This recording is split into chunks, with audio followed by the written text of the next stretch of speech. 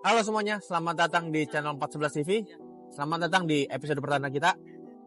Apa kabar kalian semua? Semoga kalian semua dalam keadaan sehat dan berbahagia. Oke, kali ini gue mau ngebahas salah satu mobil customer gue. Ya, ini mobil ini suka dipakai buat antar jemputnya ya, yaitu Jazz GK5. Ini dia.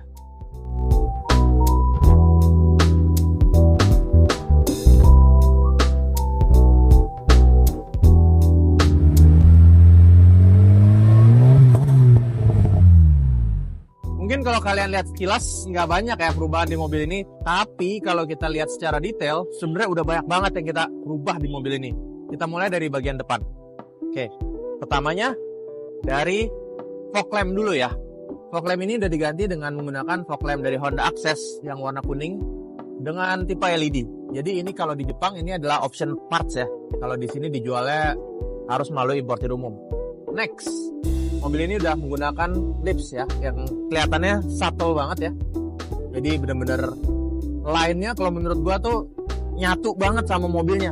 Dan ini menggunakan merek Garage Ferry. Jadi sebenarnya mobil ini menggunakan konsep full Garage Ferry ya. Jadi nggak cuma ini, nanti kita akan lihat nextnya menggunakan apa lagi yang Garage Ferry. Dan di depan itu udah nggak ada lagi ya, cuman fog lamp ini dan ada penambahan deflecta yang menurut gua sih jadi nambah aksen lebih enak dilihat ya. Jadi hitam, kuning, hitam lagi, kuning lagi, hitam lagi gitu. Oke, next kita lanjut ke samping. Oke, ke bagian samping kita mulai dari kaki-kaki dulu ya. Jadi mobil ini udah ganti velg pastinya ya. Velgnya menggunakan race dari produknya Gremlights dengan tipe 57CR. Ini speknya agak agresif karena ini untuk lebarnya menggunakan lebar 8 inci. Dan ET-nya 35, jadi agak agresif untuk di Honda Jazz ini ya. Sebenarnya kan kalau Honda Jazz itu cocoknya pakai ET 40-an lebar 7 ya maksimal ya. Jadi untuk mengakali si velgnya keluar, lagi-lagi kita menggunakan Garage Ferry ya. Ini over fender dari produk Garage Ferry. Gak cuman bikin dia lebih keluar, ini sebenarnya mobilnya jadi lebih ceper sekitar 1 jari. Jadi efeknya secara visual mobil jadi kelihatan lebih ceper. Ini sebenarnya kalau ke fender bawaan ini ada sekitar 2 jari ya, cuman karena pakai over fender ini jadi sekitar 1,5 jari, dikelihat lebih ceper. Oke, lanjut. Bautnya juga menggunakan merek yang sama dari Race, tipe Duralumin. Kodenya L42 ya, jadi 42 mili panjangnya.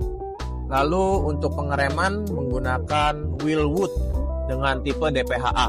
Nah, enaknya tipe ini dia benar-benar plug and play ya untuk Honda yang berPCD 4x100. Jadi direct replacement ke si kaliper bawaannya. Oke, kita lanjut ke sebelah sana. Oke, lanjut ke roda belakang.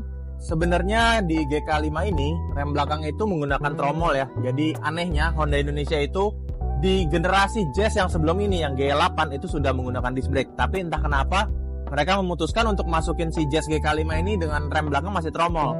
Jadi si owner sudah menggunakan rem cakram ya. Jadi sekarang pengereman juga lebih baik depan belakang ya, karena depan udah ganti wheel wood dan belakang sudah menggunakan disc brake. Oke, lanjut ke bagian velg. Sebenarnya ini velg yang sama speknya dengan depan, jadi lebar 8 ET35. Jadi kalau kita lihat ini nggak seagresif yang depan ya fitment ya. Kalau depan kan agak keluar.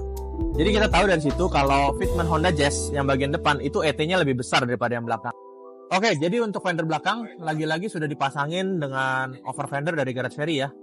Jadi over fender ini sama seperti depan, dia bikin fitmentnya ini kelihatan lebih ceper 1 jari. Jadi sebenarnya mobil ini tuh kira-kira segini ya bawaannya ya dari fender standar.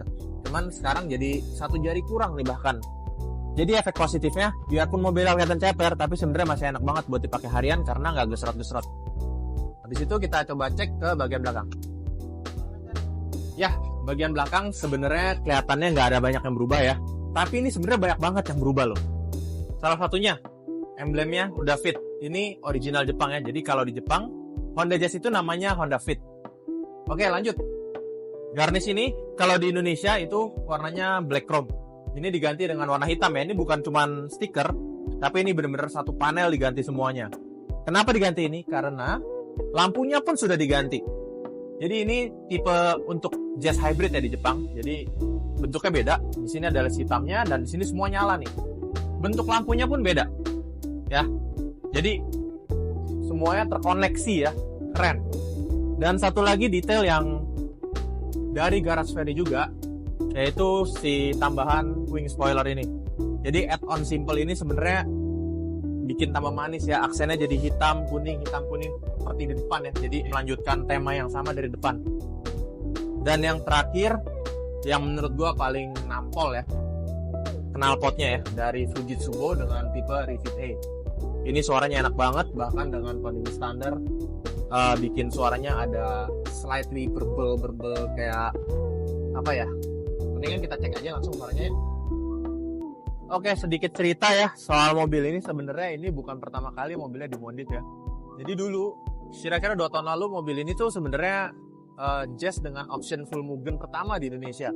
Jadi dulu udah full modif dari bumper depan, headlamp, samping, spoiler semuanya menggunakan Mugen ya, original. Satu-satunya di Indonesia waktu itu. Pakai pelek pun udah C28. Nah di sini kita ngelihat ada beberapa peninggalan dari parts Mugen ya. Yang tersisa ada si cover door handle ini dari Mugen, sama LED side mirror hydrophilic dari Mugen juga. Ya kira-kira begitu. Jadi customer-nya tadinya memutuskan mau jual tapi nggak jadi, akhirnya di full modif lagi seperti ini. Ayo kita nyalain ya.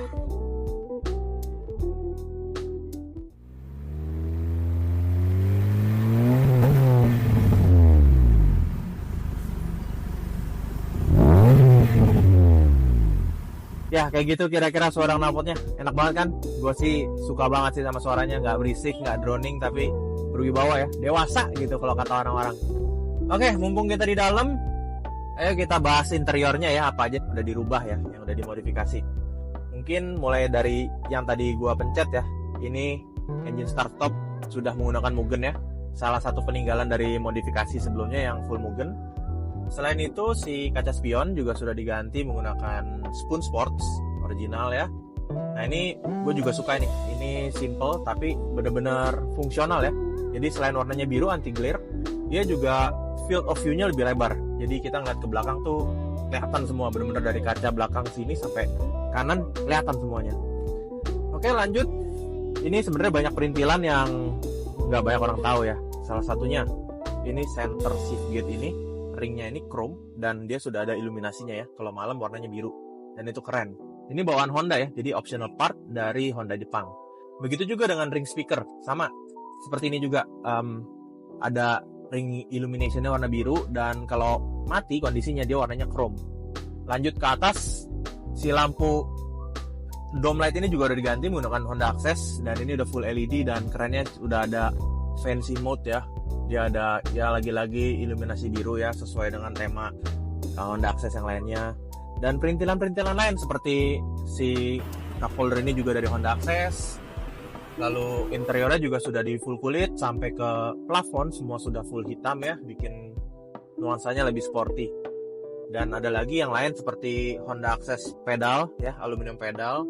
Jadi terkesan lebih sporty lagi dan audio dan full peredam untuk mobil ini sudah full. Oke, kira-kira itu aja untuk interior. Oh, ada yang ketinggalan. Untuk di belakang dan di bawah nih bagian pijakan sebenarnya sudah menggunakan SPL bar dari JS Racing. Ya itu juga parts yang head-on ya. Oke, interior sudah beres, kita lanjut ke bagian mesin.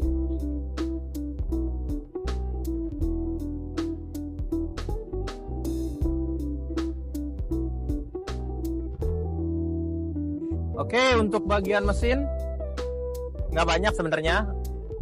Salah satunya itu adalah menggunakan pivot grounding ya. Jadi ini untuk menstabilkan arus. Lalu pivot mega rising masih dari pivot juga. Lalu radiator cap menggunakan Mugen dan oil cap juga menggunakan Mugen. Oke, nggak banyak ya, sama strut bar dari JS Racing juga ya, sesuai tema sama yang di dalam tadi. Dan kaki-kaki sebenarnya bagian yang nggak kelihatan, kaki-kaki itu sudah full menggunakan Pusco. Dari sway bar depan, sway bar belakang, coilover juga menggunakan Pusco dengan tipe Street Zero A Blue. Dan nyaman banget ya. Jadi customer bilang dia masih mau bawa keluarga karena udah berkeluarga, udah punya anak 2. Jadi sekali-sekali weekend pakai mobil ini, antar jemput anak juga pakai mobil ini. Jadi mobil ini harus nyaman. Dan gue udah settingin depan belakang supaya settingannya sebisa mungkin seperti bantingan mobil standar. Ya, jadi udah keren, nyaman, enak dipakai harian. Kurang apa coba guys? Oke, jadi kira-kira itu dia guys. Gimana? Apa yang menurut kalian kurang dari mobil ini? Coba kalian tulis di kolom komentar ya. Kali aja bisa jadi inspirasi buat si owner untuk modifikasi selanjutnya. Karena gue yakin masih banyak yang dia mau rubah dari mobil ini. Itu dia pembahasan kita kali ini tentang Honda Jazz antar jemput anak ini. Kira-kira next kita bahas mobil siapa? Tulis di kolom komentar. Terima kasih sudah menonton. Sampai jumpa di video selanjutnya. Bye-bye.